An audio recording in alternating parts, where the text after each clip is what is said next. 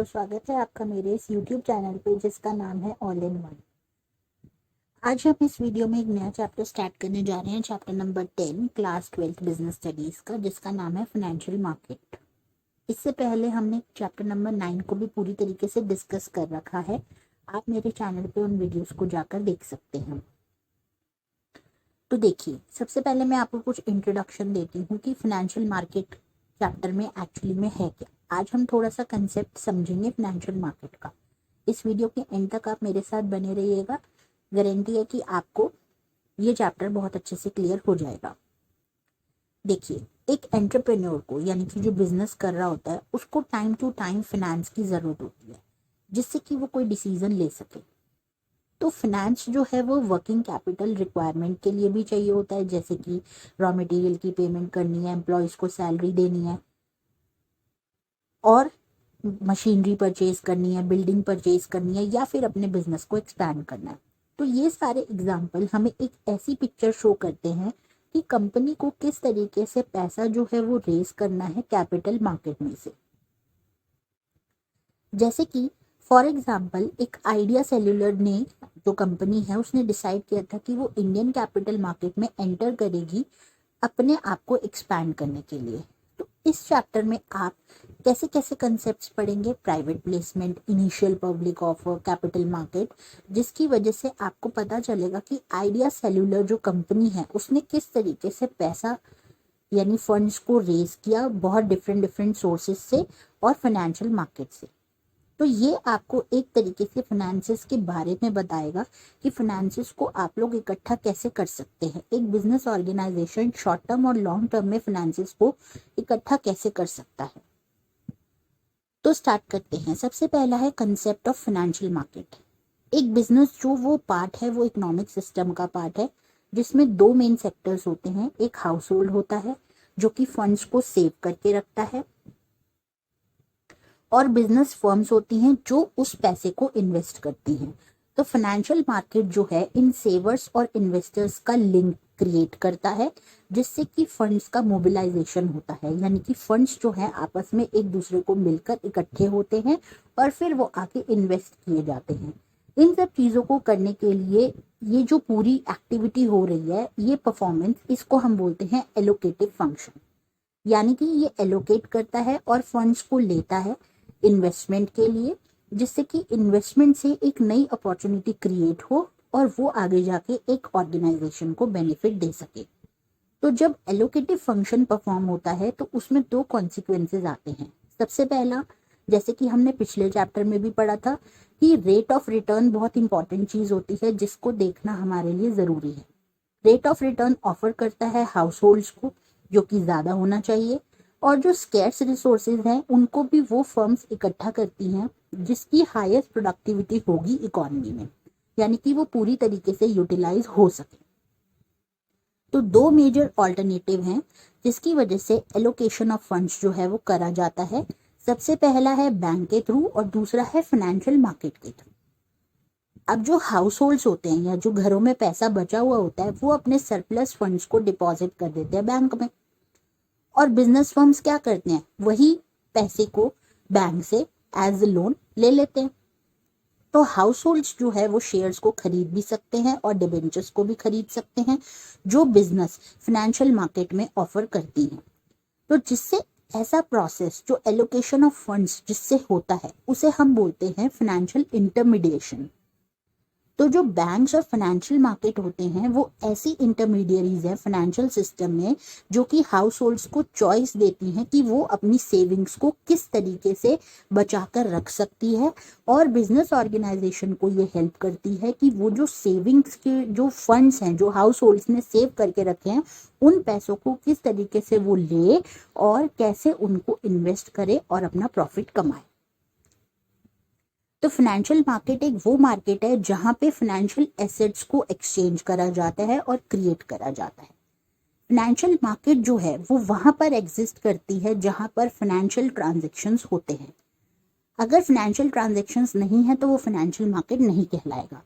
तो financial transactions जो होते हैं वो फाइनेंशियल एसेट की फॉर्म में होते हैं। ठीक है, जैसे कि अगर आप शेयर्स और डिबेंचर्स को इशू कर रहे हैं, एक फर्म इशू कर रहा है, या फिर आप एग्जिस्टिंग फाइनेंशियल एसेट्स को या फिर इक्विटी शेयर्स और डिबेंचर और बॉन्ड्स को आप परचेज कर रहे हैं और उनको बेच रहे हैं, तो ये सारा फाइनेंशियल ट्रांजैक्शंस के अंदर आता है। अब कुछ फंक्शंस भी हैं फाइनेंशियल मार्केट के, वो हम इसी वीडियो में डिस्कस कर लेते हैं। देखिए, फाइनेंशियल मार्केट मैंने आपको बताया बहुत इंपॉर्टेंट रोल प्ले करता है एलोकेशन ऑफ रिसोर्सेज को, क्योंकि जो स्केर्स रिसोर्सेज हैं, जिनकी कमी है रिसोर्सेज की, वो ही हमें फाइनेंशियल मार्केट की हेल्प से मिल सकते हैं, जिसकी वजह से हम अपने बिजनेस को एक्सपैंड कर सकते हैं और हम ग्रोथ कर सकते हैं। तो ऐसे कुछ इंपॉर्टेंट फंक्शंस जो है वो फाइनेंशियल मार्केट प्ले करता है, जैसे कि सबसे पहला है mobilisation of savings and channelling them into the most productive uses. तो जो एक फाइनेंशियल मार्केट है वो क्या करता है, वो फैसिलिटेट करता है कि जो सेविंग की ट्रांसफर है वो सेवर्स से इन्वेस्टर्स तक जाए। जैसे अभी मैंने आपको पीछे बताया था कि हाउस होल्ड्स जो है अपना जो फंड्स है वो बैंक में सेव करते हैं, और उन्हीं पैसों का इस्तेमाल जो बिजनेस फर्म्स हैं वो एज अ लोन बैंक से लेकर इस्तेमाल कर देती हैं। तो सेवर्स को यहाँ पर डिफरेंट डिफरेंट इन्वेस्टमेंट की चॉइसेस मिलती हैं, और इससे क्या होता है कि जो फंड्स हैं वो बहुत ही प्रोडक्टिव यूजेस से इस्तेमाल किए जाते हैं, यानी कि उन फंड्स का एक अच्छा सा इस्तेमाल होता है जिससे और ज़्यादा प्रोडक्शन किया जाता है इकॉनमी में, और वो कौन करता है, बिजनेस फर्म्स। सेकंड है फैसिलिटेटिंग प्राइस डिस्कवरी। अब आप सबको पता है कि एक मार्केट में किसी भी कमोडिटी का प्राइस या फिर किसी भी सर्विस का प्राइस वो किस पर डिपेंड करता है, उसके डिमांड और सप्लाई पर। तो फाइनेंशियल मार्केट में भी इसी तरीके से होता है।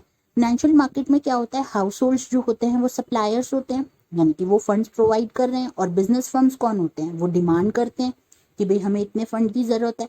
तो जो इंटरैक्शन होता है ये डिमांड और सप्लाई का, इससे एक प्राइस इस्टेब्लिश हो जाता है फाइनेंशियल एसेट का, जो कि एक पर्टिकुलर मार्केट में जिस प्राइस पर इशू ऑफ शेयर्स डिबेंचर्स इनका ट्रेड किया जाता है। ठीक है, नाउ थर्ड है आपका providing liquidity to financial assets. अब ये जो फाइनेंशियल मार्केट है ना, ये क्या करती है कि आसानी से परचेज कर लेते हैं, यहाँ पर आसानी से सेल कर लेते हैं फाइनेंशियल एसेट्स को। ये करने से क्या होता है कि फाइनेंशियल एसेट्स को लिक्विडिटी मिलती है, जिससे कि लिक्विडिटी का मतलब क्या है कि वो इजीली कैश में कन्वर्ट हो सके। तो यहाँ पर क्या होता है कि फाइनेंशियल मार्केट हेल्प करती है कि जो फाइनेंशियल एसेट को इजीली कैश में कन्वर्ट करने में जब भी ज़रूरत हो। तो जो भी एसेट्स जिनके पास होते हैं, जो होल्डर्स होते हैं एसेट्स के, वो आसानी से अपने फाइनेंशियल एसेट्स को बेच सकते हैं फाइनेंशियल मार्केट में, क्योंकि जब वो बेचेंगे तो उनको इजीली पता है कि भाई जो खरीद रहा है वो आसानी से कैश में कन्वर्ट उसको कर सकता है। नाउ फोर्थ फंक्शन है कि reducing the cost of transaction. Financial market जो है वो बहुत अच्छी इंफॉर्मेशन सिक्योरिटीज के बारे में प्रोवाइड करती है। जो भी मार्केट में ट्रेड हो रहा है सिक्योरिटीज का, उसके बारे में इंफॉर्मेशन जो है वो फाइनेंशियल मार्केट बहुत अच्छे से प्रोवाइड करती है। इससे क्या होता है, इससे आपका टाइम सेव होता है, एफर्ट सेव होते हैं, मनी भी बचता है बायर्स और सेलर्स दोनों का। ठीक है, नहीं तो उनको बहुत सारा स्पेंड करना पड़ेगा बहुत सारी इंफॉर्मेशन लेने के लिए, तो ये फाइनेंशियल मार्केट में ऑलरेडी अवेलेबल होता है। फाइनेंशियल मार्केट एक कॉमन प्लेटफॉर्म है जहां पर बायर्स और सेलर्स जो है आपस में एक दूसरे के साथ मिलकर अपनी ज़रूरतों को पूरा करते हैं। क्लियर है, तो फाइनेंशियल मार्केट जो है वो, अब ये तो थे उसके फंक्शंस। अब फाइनेंशियल मार्केट जो है ना वो दो तरीके से क्लासिफाई करी गई है। एक तो मेच्योरिटी के बेसिस पे फाइनेंशियल इंस्ट्रूमेंट कब मैच्योर्ड होते हैं जो ट्रेड किए जाते हैं। जो इंस्ट्रूमेंट्स मेच्योरिटी डेट पे लेस देन 1 ईयर होते हैं वो मनी मार्केट इंस्ट्रूमेंट्स कहलाते हैं, और जो लॉन्गर मेच्योरिटी लेते हैं वो कैपिटल मार्केट कहलाते हैं। तो वो हम आगे की वीडियोस में मनी मार्केट और कैपिटल मार्केट डिस्कस करेंगे। तो अभी तक तो ये फाइनेंशियल मार्केट के फंक्शंस थे।